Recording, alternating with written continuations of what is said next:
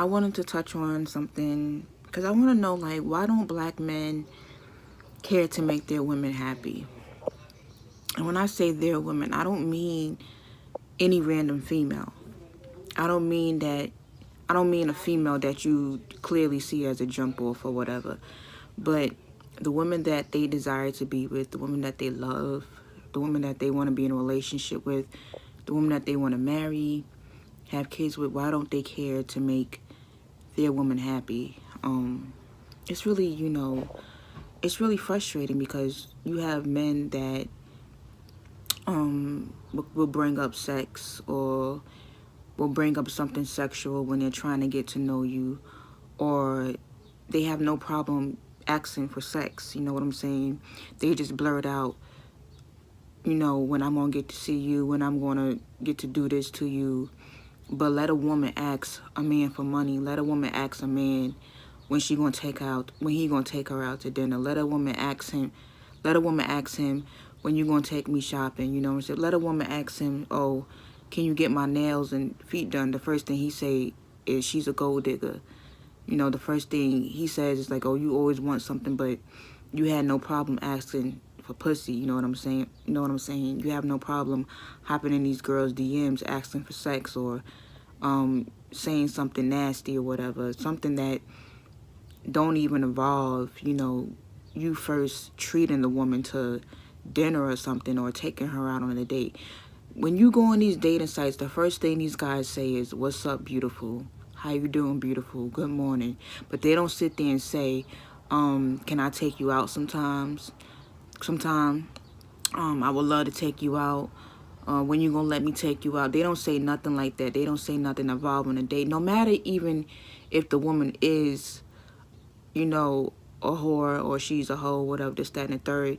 At the end of the day, her time still isn't free. So the fact that men are just so bold to ask for sex and not think that the woman doesn't expect anything in return is ridiculous to me. And this is the exact reason why I don't like to go on dates. And nowadays when a man asks me on a date, which is 9 times out of 10 is on a online dating site, because these men, they're not going to approach you in person because they too scared, and they too, they just don't want to because they're scared of rejection or whatever. But they know that in person they're going to actually have to come with something more than good morning or hello beautiful. Like if a man is not asking me, hey, can I take you out sometime, can I take you on a date, then he automatically just gets blocked, because you constantly asking me the same thing. Hey, what's up? Why don't you say something? Can I take you out?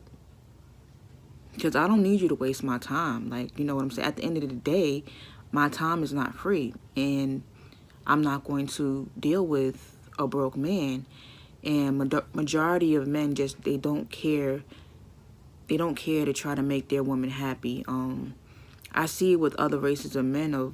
They love to please their women. You know what I'm saying? They love making them happy. They want to put them in a nice house. They just, they take pride in being men, and I just don't see that in a lot of men these days. And maybe I could be wrong, because at the end of the day, I don't deal with other races of men. I don't. I never have. But but it just lets me know that, majority of men don't really have nothing going for themselves. They're probably broke, probably living on their mama's couch, probably sleeping on the floor, probably looking for a place to stay.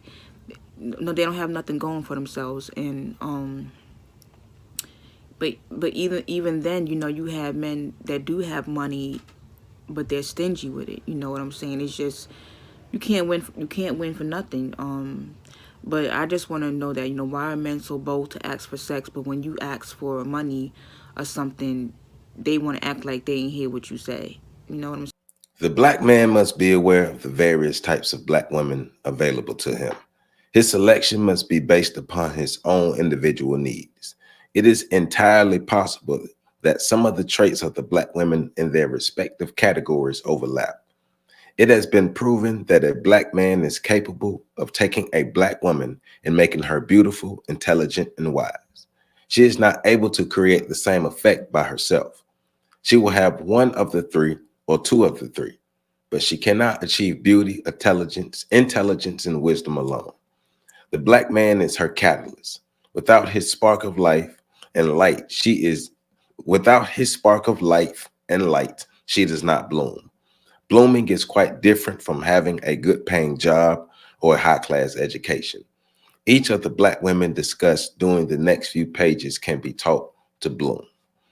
Welcome back, welcome back, welcome back, welcome back to On the Shoulders of Giants. I am Joseph Ward, and we are continuing our reading of Sister Shahrazad Ali's book, The Black Man's Guide to Understanding the Black Woman. We're on chapter 3, Adulthood, Single and Married. And this book is her examination of the Black woman in America.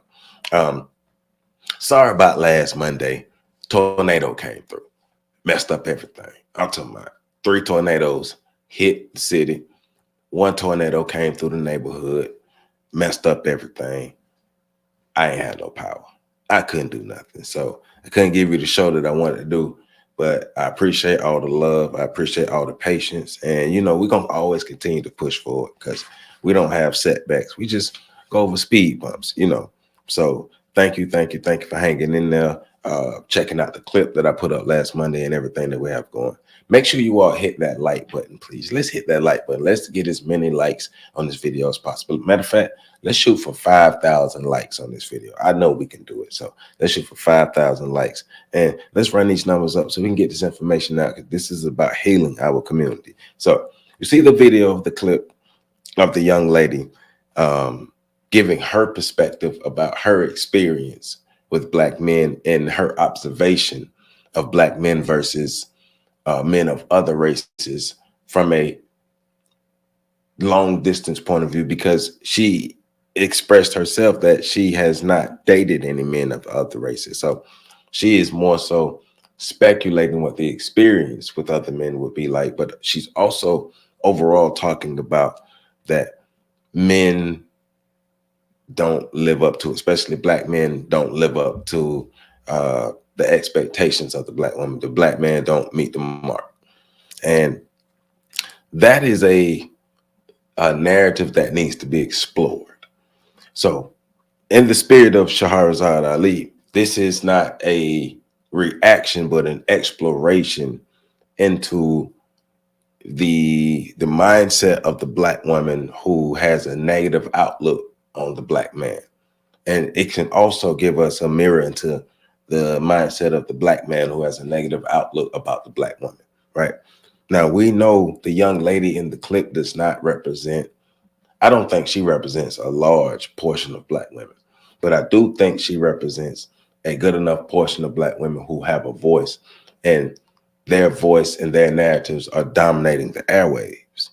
So you have a good number of young or impressionable women who are listening to these messages and taking these messages as if they're a gospel. And so now their outlook is marred because of the information that they've consumed, not necessarily from their experiences. Because a lot of them, if you talk to them, because remember, I do HIV/AIDS testing, counseling, prevention, trainings, all that. People sitting down in front of me, we having conversations. We're having a real conversation because I got to get real information from you. So I'm asking real questions. And a lot of times, it's not what they seem. It's not what they are actually saying, because they haven't gone through the experiences. It's what they heard. It's what they seen. Especially the one now is, well, I heard it from this one girl on TikTok, right? So let's jump back in the book. So chapter 3 starts on page 10. But and I read the first the first paragraph of page 11. That was my opening. Now I'm starting at the top of page 12. So we're getting into the 3 types of women that the 3 types of black women that Sister Shahrazad Ali is describing. So the 3 types are predictably the lower grade, the average, and the high class. And there's before this. She said the special language is ethnically specific to recognize, excuse me, this the special language is ethnically specific and recognizable to the learned and unlearned black man. The terminology is not meant to be humorous either. There is no age limitations on the characteristics of these women. So the characteristics or the labels that she's giving these type of women are the lower grade, the average, and the high class. And remember, this is not a us pointing our fingers and punching down on black women. This is an examination of what happened to black women, right? Because normal black women or black women that don't have the level of trauma that these black women have don't operate like that. We know the majority of black women don't fit these categories, or they may be. We don't know. That's why we're examining. So the low life black woman. This black woman may have been subjected to abject multi-generational poverty, illiteracy, and shame as a child. She works on the lowest rung of employment due to not being properly educated. She dresses in inexpensive Kmart type styles, and her face is greasy from wearing too much cheap makeup.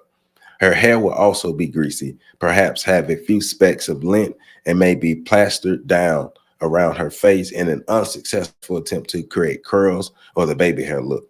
She may sport a raggedy ponytail with a child's beret or rubber band. Bathing is not that important. Her bra strap may be gray from non-washing, and she may wear her panties 2 or 3 times straight without changing them, or wear none at all. She drinks alcohol to the point of intoxication and curses loud in public, real loud. She hangs around weekly in common local bars and goes out with strange men who she fights with regularly.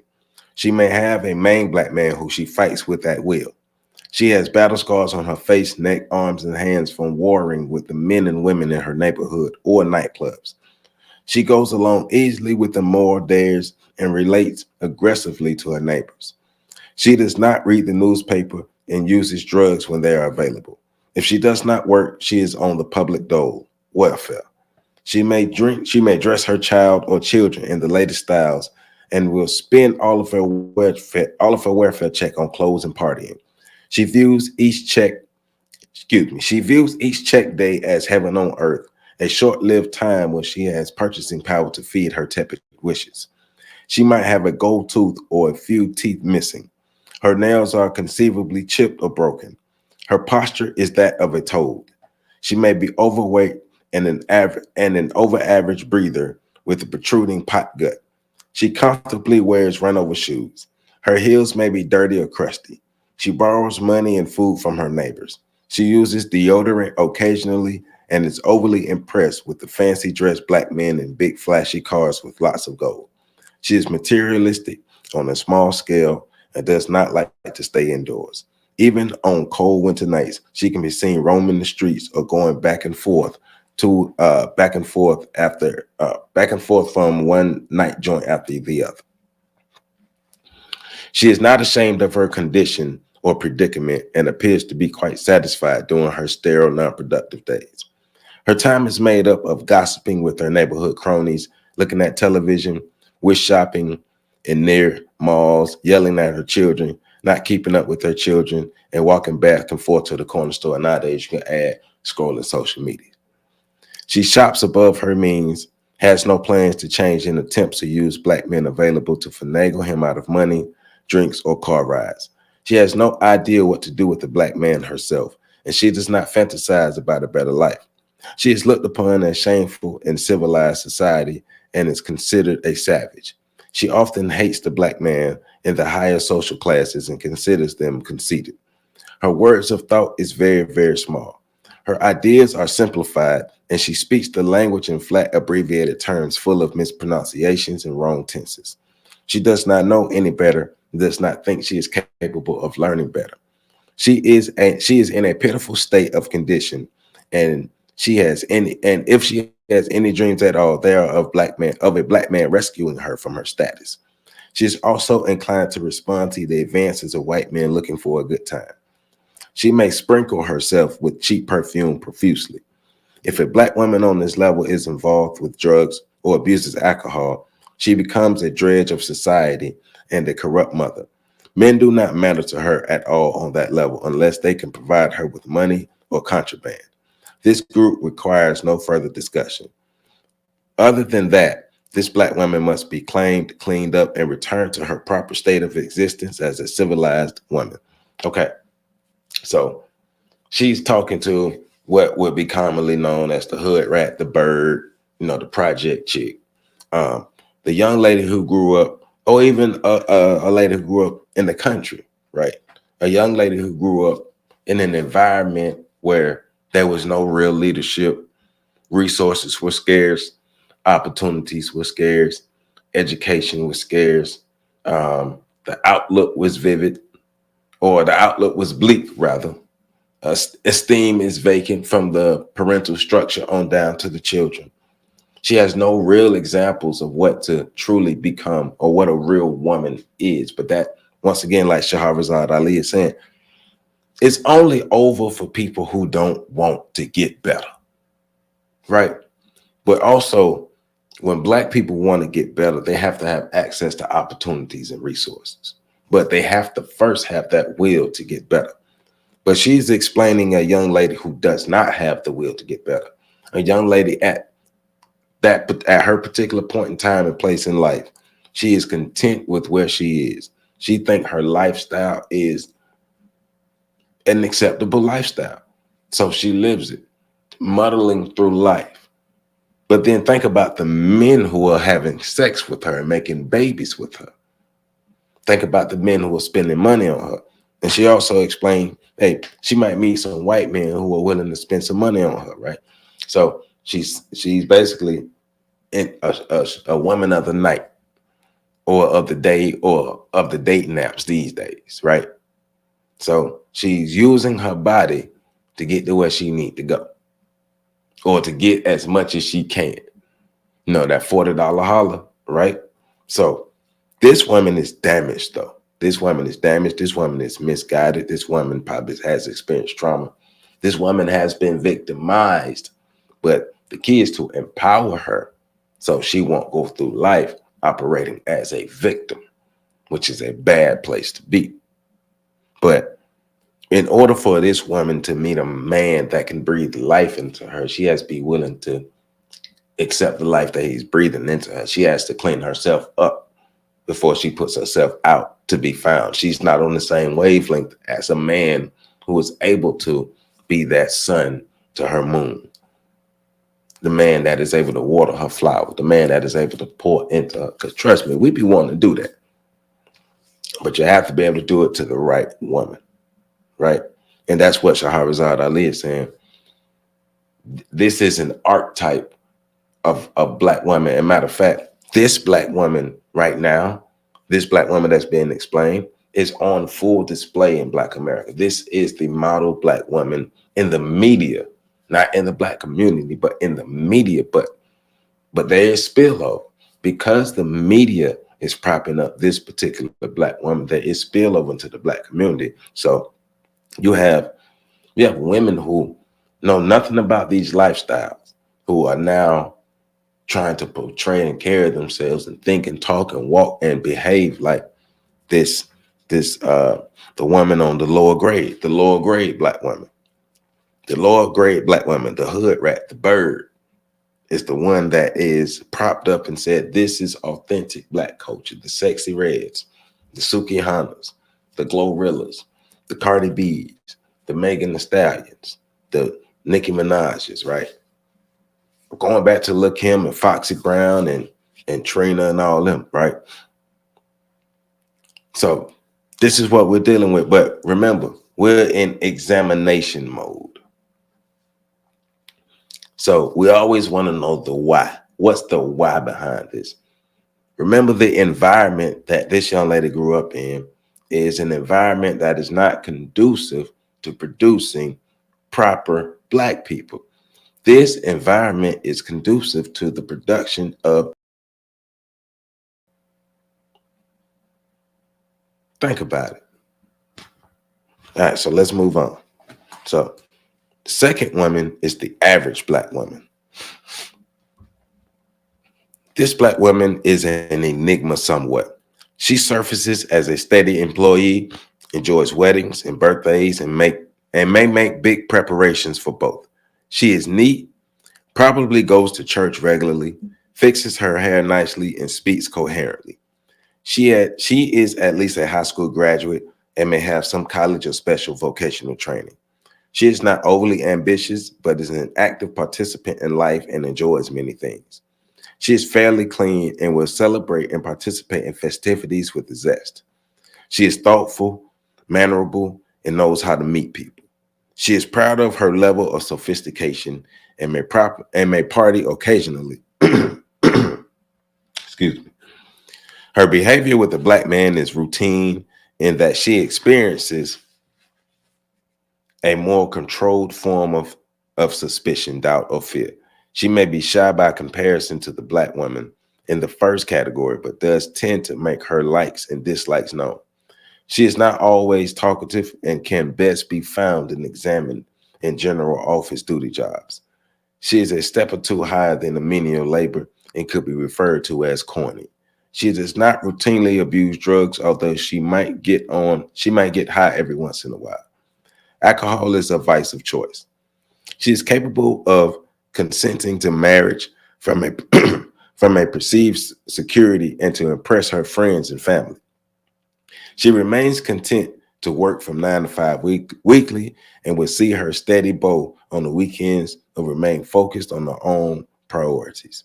She dances at the nicer clubs. She is easier to get along with than number one. Her most vicious reactions are brought on by jealousy and being jilted. Her fantasies of what a relationship should be is patterned right off of television or from True Confessions magazines or social media nowadays. She is a traditional in her activities as American apple pie. She does not ask deep questions and is content to go along with the status quo. Her faith is important to her, and she mentions the good Lord when discussing certain topics. She is attracted to lower class or upstanding black men who are gainfully employed in the workforce. She may visit the fast lane, but she is most comfortable shopping at Learners and cooking collard greens for dinner. She has few secrets, but most of them are trite. She is not necessarily an innovator. She is not necessarily an innovator. She is more of a follower. She enjoys the Jerry curl look and the fancy cut outlandish hairstyles.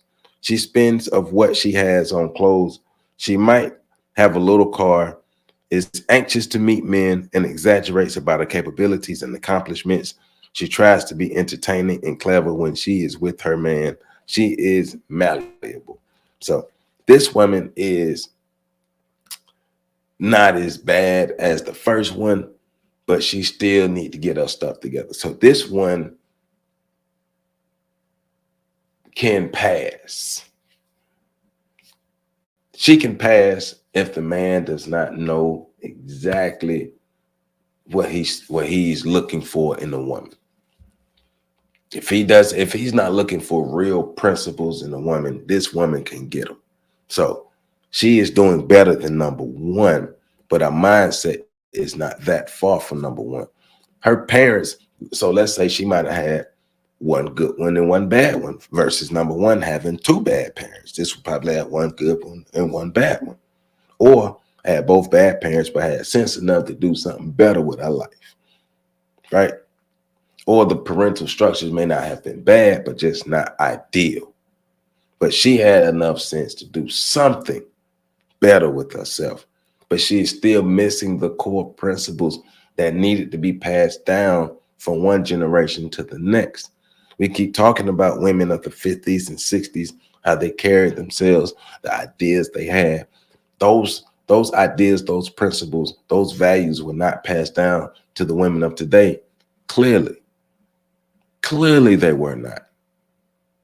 If they were, number one wouldn't exist in abundance. I'm not saying number one wouldn't exist, but number one wouldn't exist in abundance. And number one wouldn't be the ideal of what black femininity is or what a black woman is today. The hood boss chick who don't need no man for nothing. They've convinced a good portion of our women that they do not need black men. What society exists like that? What society can thrive like that? What society can last like that? I don't need no man. Okay. Tornadoes just ripped through my city last Friday. Not this Friday that just passed, but Friday before that. Tornadoes, 3 tornadoes ripped through the city. I ain't hear not one person saying that they don't need a man. Cause guess who was out getting the trees out the street? Guess who was out getting the power lines out the street? Guess who was out getting the street lights out the street? Guess who was out helping people get out of their homes whose homes were destroyed? Guess who would help pulling people out of houses that were burning? Men. And matter of fact, as I'm riding through the city days after the tornadoes, and we're looking at the cleanup of the city, most of the men who are out getting these trees up out these streets are black men. Most of these men up here on these light poles are black men. Most of these men on these garbage trucks are black men. But it's the narratives, it's the ideas and the experiences, because a lot of these women are dealing with the lowest rung of black men. They are because of the values that they missed. They are attracted to the lowest rung of black men. And by the time they get to the point to where they understand what they need in a man and they're going after a man, they're usually over the hill. So you were 40, he's 40, he's 40 years old, living the middle to upper class life, has his stuff together, is a gentleman, taking care of himself, upstanding reputation in this community. He meets you, you're 40, you got 3 kids by 3 different dudes. You're not ideal. It's not ideal. That's not the ideal woman that we want to marry at that state in my life. That's not the ideal woman that I want to meet at that state in my life, right? Even if the woman don't have no children, if she's traumatized, if she's damaged, healing, like women like to use the terms, you got to become healed, right? It's unfortunate that they have to go through those processes. Why are so many of our black women having to become healed? A lot of the things we're missing. Same thing with our black men. We just use different terminology. We got to get our shit together. Why are so many black men at ages 30, 35, 40 still trying to get their shit together? Values, principles that were missed. The parental structures broke down a long time ago because the parents didn't know how to be parents, because their parents didn't know how to be parents, and their parents didn't know how to be parents. The last generation that actually knew how to be parents, for some reason, somehow that information didn't get passed down. But remember, the root of it is the more we can create, the less of an opposition the black community will be, because there will be no black community because everybody's fighting against each other. We have survival units. We don't have families. We have survival units, and survival units don't create communities. They create groups of people that just stuck together. So let's move on to the high class. This one is the smart, possibly raging beauty, sexy. The black women in this category are the most difficult to reach and train. She is confident, intelligent, attractive, and at least by good quality standards, and wears the finest clothes and has a high-priced, well-paying position, and prides herself on being state-of-the-art aware, reads books, looks at educational television, and has a college degree of some sort. She goes to church sometimes, may do volunteer work, and has a definite political party she aligns with, and may contribute heavily to the special social causes if they appeal to her. She is a member of a ritzy club and has some nice jewelry, wears expensive popular perfume, and is very opinionated to a fault. Her alma mater is important to her. She is amused by spectator sports, especially football, and may play tennis or bowl. She curses more in private than in public. She likes to let her hair down with the girls and considers herself a prize. She may be an entrepreneur. She may snort a little coke or take a few puffs of reefer, but she rarely gets too out of control that she forgets her community standing and professional responsibilities. She is familiar with intricate banking systems and has a retirement plan, possibly stuck, possibly stock and a money market, and has an American Express card and travels. This book, this book was written in what 89. Yeah, this book was written in 89, but it's still accurately explaining women of today. She likes LA, the Bahamas, Europe, and possible Africa. She may frequent the health spa and buys expensive gifts for her man and friends. She drives a nice car, maybe a BMW or some snazzy sports car. She may have a little bit above her. She may live a little bit above her means, but manages to juggle her finances to get what she wants. She is very headstrong and delighted in demonstrating to the black man her wealth and vast knowledge in a variety of things. She is the modern girlfriend, believes she is completely self sufficient, and is not particularly interested in keeping house, cooking dinner every night, and treating the black man with special accord. She is in favor of independence and boasts of doing things for herself and thinks the black man should do likewise. She performs beautifully in front of strangers or company, makes a good impression, and exudes sex at will. She is greatly influenced by her peers or others whom she deems as pace setters. She adopts popular trends and attitudes about dating or marriage, which she gleans from magazines, news programs, or the newspaper, or now social media. She becomes furious when she thinks her man is playing around on her and will fight viciously to the end to prove the black man wrong. Because she is so concerned about public opinion and what they think, she will customarily deal with a black man whom she is not particularly interested in to have an escort on her arm. She is a rat who behaves like a dog while purring like a cat. She is moody, disagreeable to live with in peace if things don't go her way. She believes her specialized knowledge from her occupation qualifies to be equal or superior to the black man. She will tolerate a black man as long as he fits her idea of what she should look like, dress like, work like, and act like. The number three black woman is an insecure wad of knots and hides behind all of her good education, fine wardrobe, shapely body, and savings account. Wow. So this is the woman that I met on Kevin Samuel's show, watching some of his videos. This is the woman who is a white supremacist in blackface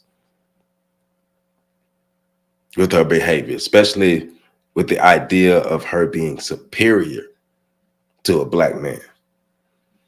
Black men are not superior to black women, and black women are not superior to black men. We need each other. We work together.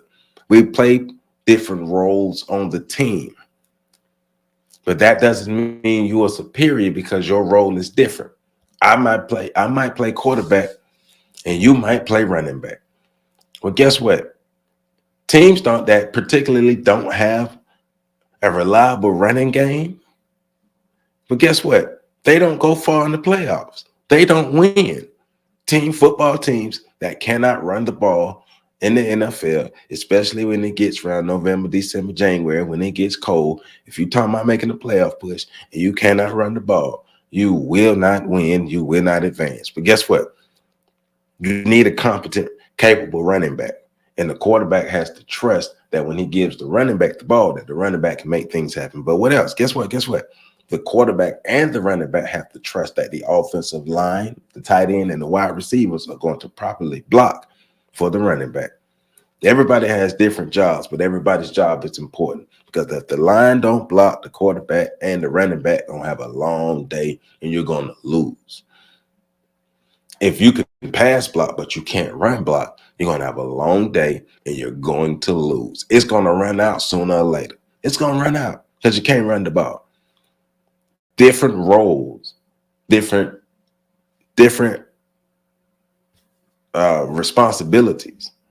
I'm asking different things from you, but that doesn't mean my role is superior to yours. We have to work together. If we don't work together, we don't win. But she's saying this is the woman who's less malleable. This is the woman who, unlike the hood rat or the middle class woman, unlike those two, this is the one who's harder to reach. This is the one who's more willing to do the bidding of the white supremacists for her own personal gain. This is the rugged individual. But think about that, though. The highly educated, high class, individualistic black woman, the boss chick that a lot of black women aspire to be, she's the one who's the biggest threat to the black community. She knows better. See, number one, don't know better. Number two, know a little better. Number three, know a whole lot better. Number three, knows better and chooses not to do better. Number three, chooses to behave like an enemy to the community. Number three, chooses to behave like an enemy to the black man. Number three, chooses to say, I am an individual. Matter of fact, I'm going to find me a comfortable place within white supremacy and make my own place. Now, Sister Shahrazad Ali's one of her original points is all three women can be saved. All three women can be rescued. All three women can be brought back into the fold and revitalized to be a important element on the team of black people, of Black America, and make this team win.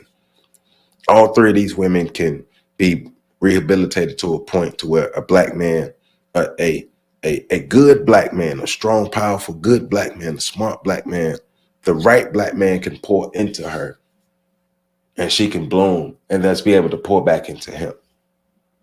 Because they have to be able to pour into each other for the whole of the relationship to grow.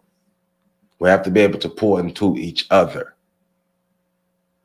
But we have to be able to examine what happened to each other, to all of us. The black woman has to be examined just like the black man has to be examined. All right, so let's keep reading. These explanations of the three major types of black women are not all inclusive. Some of their patterns overlap, but these descriptions have a good perception of what's available. Now, let's get into this one. All right, let's get into this one. So there's another category of black women who are available. They are the picturesque black women who dress in African traditional garb. They wear brightly colored black head wraps and sandals, bold African jewelry, and have dreadlocks, or commonly called dreads or locks these days. They may also have a ring on their nose, possibly several holes in their ears, and they wear layers and layers of fabric wrapped like a sarong around their bodies, often with no bra or underwear. They may also wear a heavy laden head wrap twisted in several attractive styles. Some of them are clean and beautiful, others are not. From a distance, it's hard to tell. These black women portray a costume that implies they are not with Western ideas and dress and give impressions by their wardrobe that they represent the unknown African culture and the very roots of the black women from the homeland. The impression they wish to convey is that they are in disagreement with European society and that they want no part of Americanism and bravely foster the idea of back in the day. On closer examination, the black man will find the brightly colored garments are only an external facade, and when examined up close, the outfits may be soiled, and the woman will have a foul body odor reeking from under her arms. Her feet may be ashy and calloused, and her skin is unclear for. Her unique hairstyle, her dreads, smell. It is impossible for dreads to not have an offensive odor. Hair breeds bacteria, and black hair that is not washed regularly, parted, scalp oiled, and conditioned becomes matted because it cannot breathe, so it stinks. The actual major benefit for the black woman who wear dreads is not that she does not have or take proper care of her hair. No matter what kind of African science she expounds, she is just lazy and has found a way to practice her laziness in the name of being cultural. She may also claim to be living some kind of primitive existence, whereas she survives with as few civilized conveniences as possible. This means that the gas, electric, or water may be off in her home. She might bed down each night on the hard floor on a pallet and claims to be vegetarian or only eat health food or spew some other specialized diet that matches her outfit and hairstyle. Her religious views are complicated and confusing. Her home is filled with African statues, African printed fabrics, and the red, black, and green symbols and colors associated with the African continent. She may smoke reefer. If the black man questions her about her reasoning behind wearing the dress, she will find that these sisters who may dress and look alike do not have a unified main doctrine or creed they believe in. Most of them have a different explanation and belief about why they are involved in this particularly unwholesome style. This group of natural looking sisters practice the same deceit and mockery of the black man behind his back as much as the black woman with permed hair or a jerry curl. Her values may even be considered more uncivilized because she is living on a very low level of existence by choice. If she is in rebellion, it is only against herself. She also does not teach her children proper table manners or personal hygiene. They are witnessed to be badly dressed, in need of a haircut or hair combing, and have no knowledge as to why their black mother insists that they wear dreads. These black children are shown by example that it is acceptable to live in squalor and go without conventional conveniences that make for a clean home environment. The sisters who propagate this kind of life is most happy when she can find a black man who will go along with her alleged cultural statement and who agrees with her deplorable living conditions in the name of rejecting American lifestyles. These black women should realize that there are no histories of black women who dress and live like she does, who represent the pinnacle of refined and admired black womanhood. The fact that she has no logical explanation as to why she is wearing her hair that way or living that way is another hint that she is confused and has only found a way to be flashy, distinguishable, and impact her presence on onlookers. It is impossible to represent the original queenly black woman by living in filth and not using deodorant. This black woman thinks that by neglecting her personal hygiene, she is making an impression of originality. Be aware that the only statement she is making is that she is nasty and too lazy to take care of herself and her children. So obviously she will have no interest in trying to help a black man take care of himself. Dirty is dirty. Make no sense about it. So it's interesting that she added this particular archetype as well because it needed to be added. Um, I call it the Erykah Badu archetype. Not saying Erykah Badu fit all the characteristics that she explained, but the Erykah Badu archetype of the black woman who is seen as the conscious, the Afrocentric black woman whose outcomes are no different from the low-level black woman.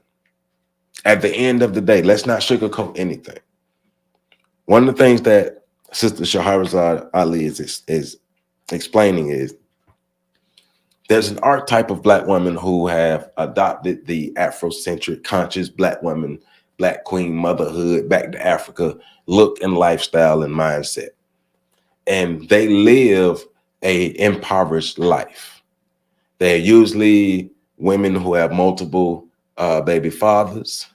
And the only difference between them and number one, the lower level woman, is they dress in Afrocentric clothes and they may have gone to college. They may have a master's degree, but their outcomes are the same. Their living conditions are the same. The men that they meet are nothing but the low-level men who wear the African stuff, the Hotep brothers that gave the conscious community a bad name. The clothes you wear, the lifestyle that you choose to live, that doesn't cover up the absence of actual true values and principles that are lacking within you. I always have called out the Back to Africa people because I thought the Back to Africa people were some of the most egregious perpetrators of the black community. Because on one hand, you talk about the upliftment and empowerment of the black community through the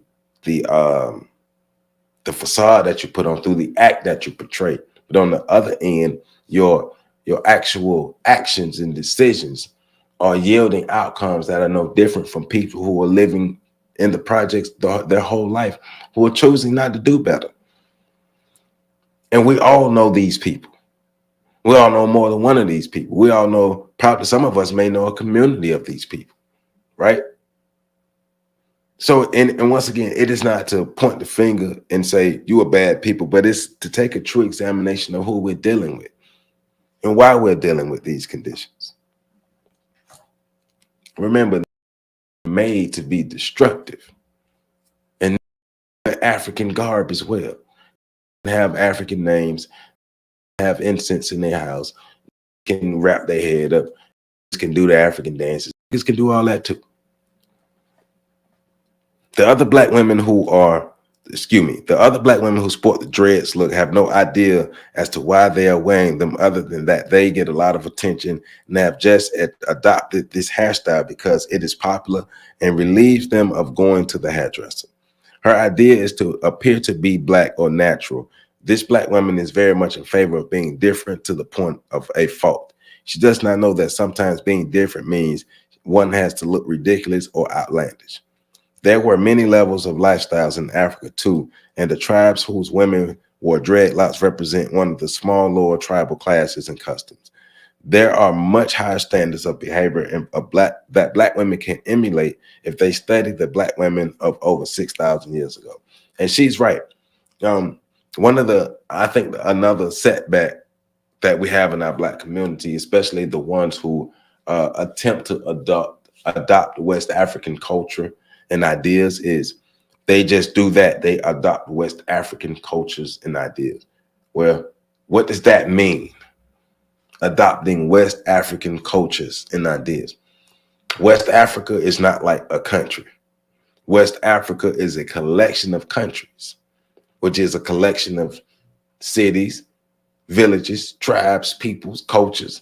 So which particular culture are you adopting? We don't know. We're just going with the most popular stuff. We just wear the stuff that we can find.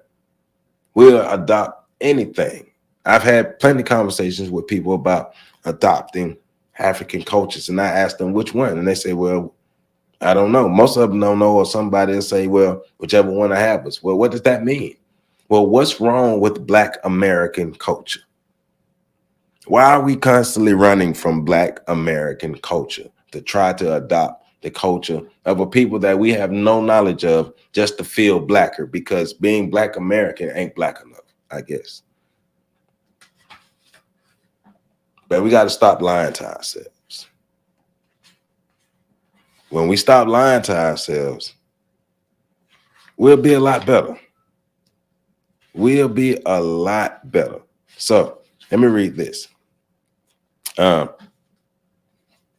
are certain qualities some Black women have that are a sign to the Black man that the woman is good material to try to make into a wife and a mother.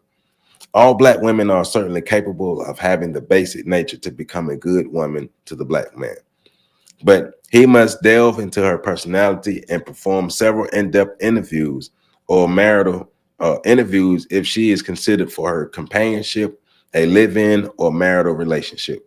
Certainly, the considerations to be made should not be limited or based on sex alone. Sexologists report that the total time a man spends reaching a climax, or hitting that point, is approximately 2.5 to 3 hours, a little over 10,000 seconds in his entire lifetime. Obviously, compared to the years, days, and nights, and all of the life's contest, the good times and the bad, more sexual satisfaction cannot be the motivating factor when choosing a Black woman for a mate. The propagation of the Black nation to ensure its permanence and longevity must have priority over the temporary thrill emitted from the loins. So, that being said, the Black woman's problems represent a challenge and a responsibility. The challenge is to subdue her and put her in her rightful place, and the responsibility is to rule the Black woman and be in charge of her in a civil and loving way. He must give her what she needs, in which is quite different from what she wants. A good Black woman does not come ready-made, right? So the following hints and signs.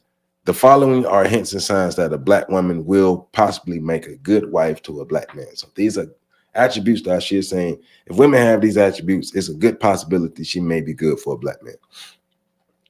1, she is attentive and a good listener. 2, she enjoys partying but has an equally good time at home.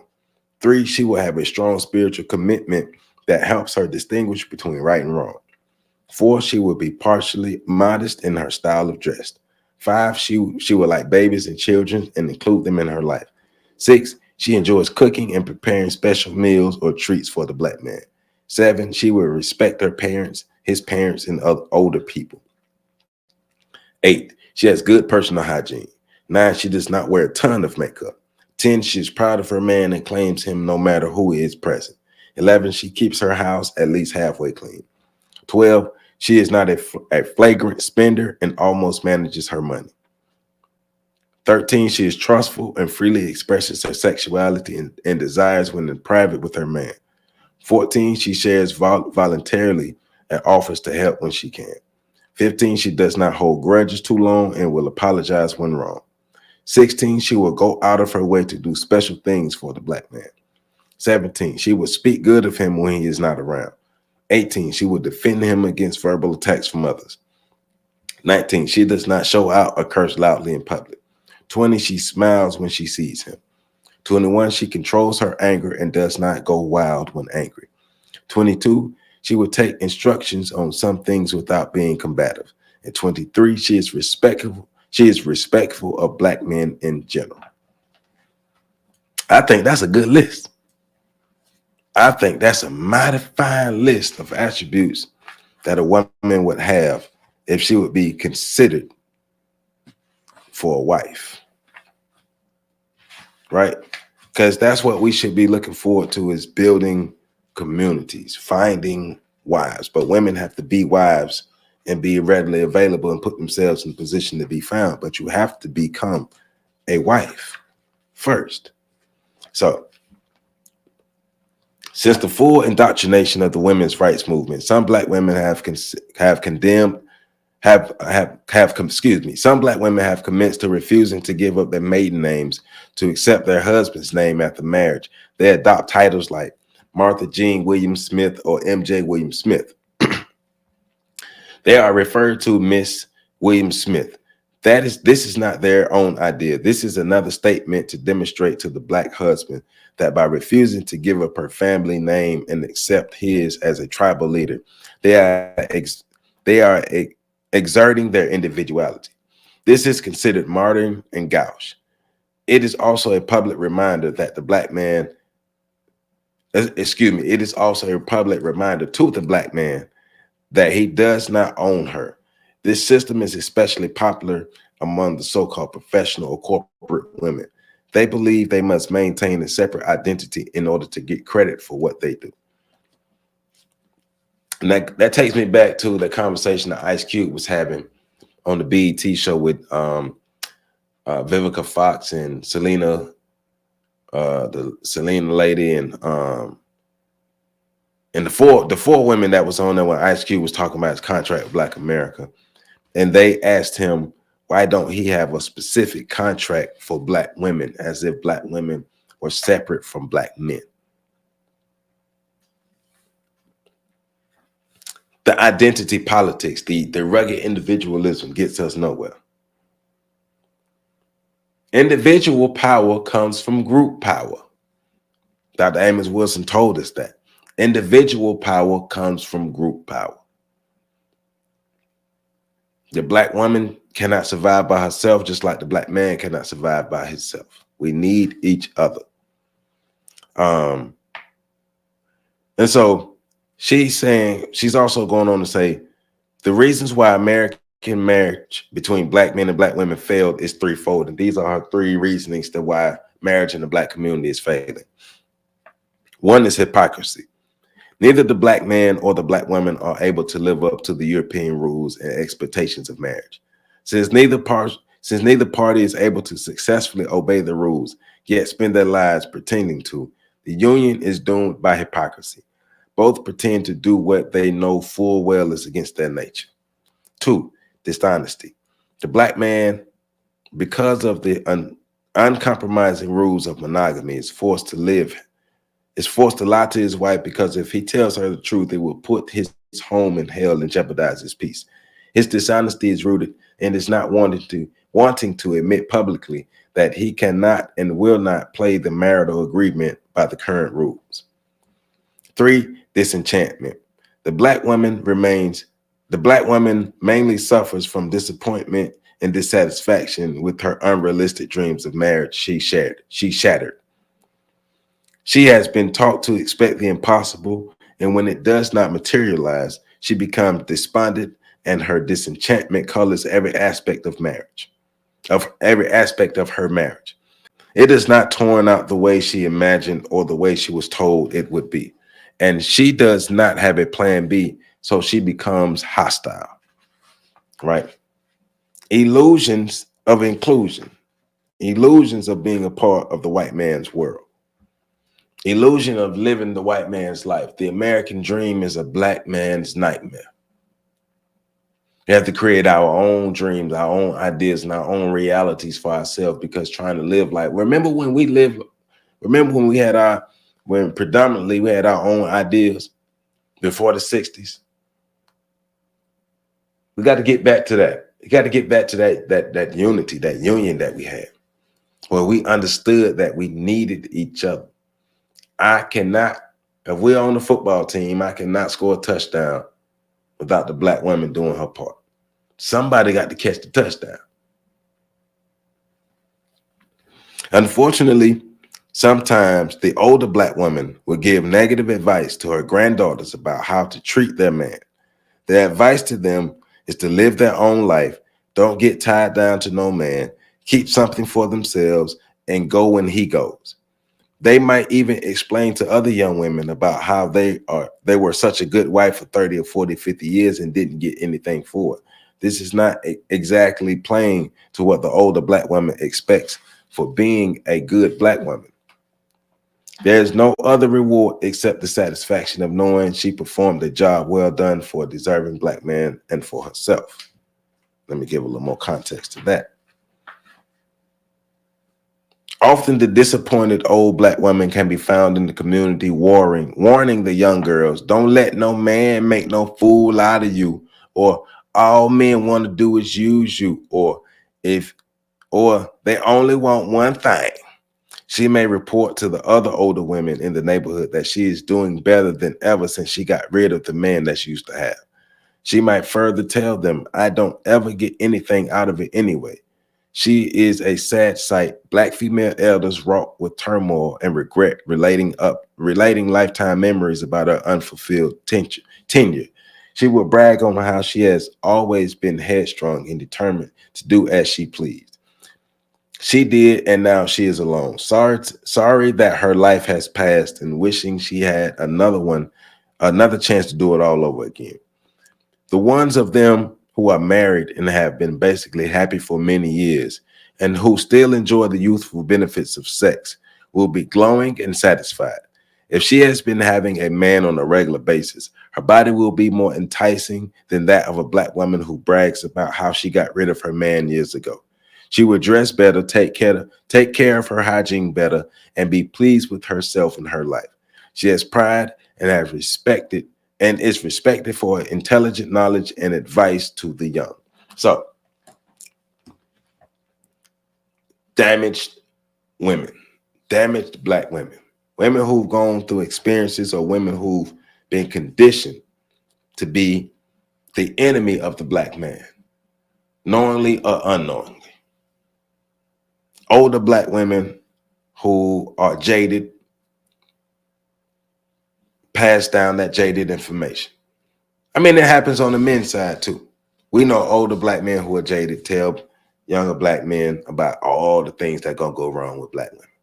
So it's happening on both sides. Somewhere generations ago, good information was being passed down, and then it stopped. Rugged individualism kicked in. People wanted to be a part of the white world. So it started adopting behaviors and ideas and customs lifestyles that were not of Black Americans, but of white Americans. Started adopting more and passing down that Negro mindset and creating more niggas. And the outcome is the destruction of the Black family and the disappearance of the Black community. And we talk about a Black nation has never existed. A Black American nation has never existed. We were moving toward it at one point. But then we adopted the white man's ideas, customs, money, lifestyles, and everything. We wanted to be white. And then we have further adopted Negro mindsets. So we have lower class people, middle class people, high class people, and the fake back to Africa people who can fit in all three of those categories. But damaged, traumatized, jaded Black people, Black men and Black women more particularly, because that's our examination with this book, who see themselves and see the community and experience life through a jaded lens. That can be changed, but she has to have the will to change that. The original programming has to change. The foundation has to be updated and replaced in order for her to be able to build herself up into a healthy, positive, strong Black woman who can be a great mate and be poured into by a Black man, and in turn pour into that Black man and be a part of raising a healthy society. Because at the end of the day, that's what our mission is, to create a healthy, Black, strong nation that we be able to thrive absent of the system of white supremacy. So the Black Man's Guide to Understanding the Black Woman, Sister Shahrazad Ali. The link for this is in the description. Make sure you get it. Once again, hit that like button. I appreciate the love, the support, everything. Let's run these numbers up. Let's get these views. Get in the comments. Tell me what you think. We do how we do when we do what we do. I love you all, and make sure you catch the next video coming up.